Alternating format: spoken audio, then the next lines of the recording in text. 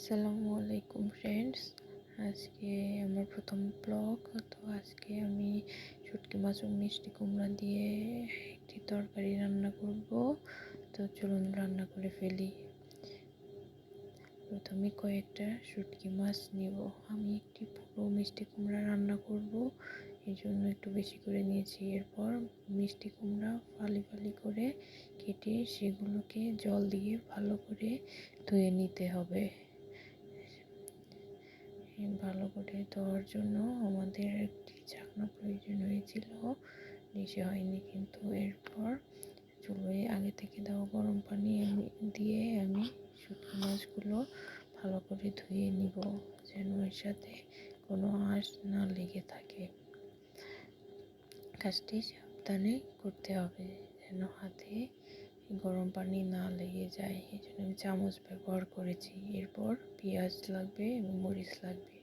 পেঁয়াজ ও মরিচ আমি ভালোভাবে ধুয়ে কুচি কুচি করে পেঁয়াজ এবং ফালি করে মরিচ কেটে নিব। এরপর আমাদের শুটকি মাছগুলো ধুয়ে নিতে হবে। তারপর কড়াইয়ে কিছুটা তেল দিয়ে তেলটা গরম করে নিতে হবে। এরপর তেলের ভিতরে আমাদের পেঁয়াজ ও মরিচ ছেড়ে দিতে হবে। দেওয়ার পর ভালো করে পেঁয়াজগুলোকে এবং মরিচগুলোকে ভাজতে হবে। ভাজা যখন হয়ে যাবে তখন জিরে লাগবে। জিরে দিয়ে আমাদের পেঁয়াজ মরিচ এক সাইড করে রেখে জিরেগুলো ছেড়ে দিতে হবে তেলে। এরপর আমাদের সম্বারটা হয়ে গেল। এরপর এর ভিতরে দিতে হবে আগে থেকে ধুয়ে রাখা শুটকি মাছগুলো। তারপর একটুখানি পানি দিতে হবে। পানি অ্যাড করলে তাহলে আর নিচে ধরবে না। এরপর আমাদের দিতে হবে লবণ,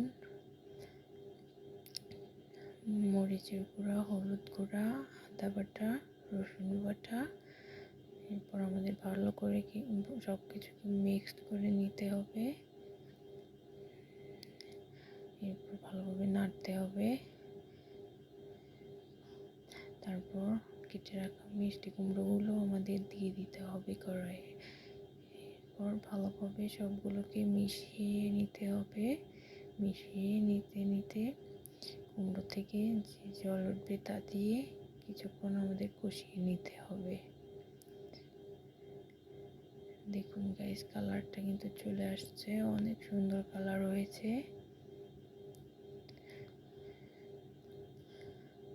দেখছেন আমি কিন্তু অনেক ভালো করে মেশাচ্ছি, এতে স্বাদটাও বাড়ছে।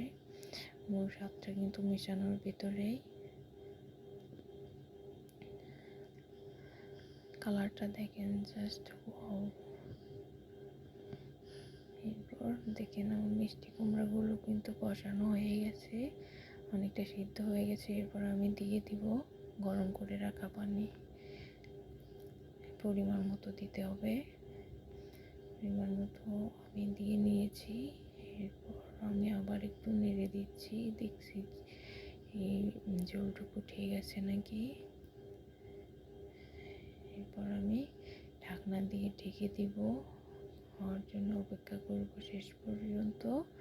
তো দেখেন আমার রান্না প্রায় কমপ্লিট। এরপর দেখেন শেষ প্রায় আমার রান্না। আমি ঢাকনাটা আবার তুলে আবার একটু নেড়ে দিচ্ছি যাতে নিচে লেগে না ধরে।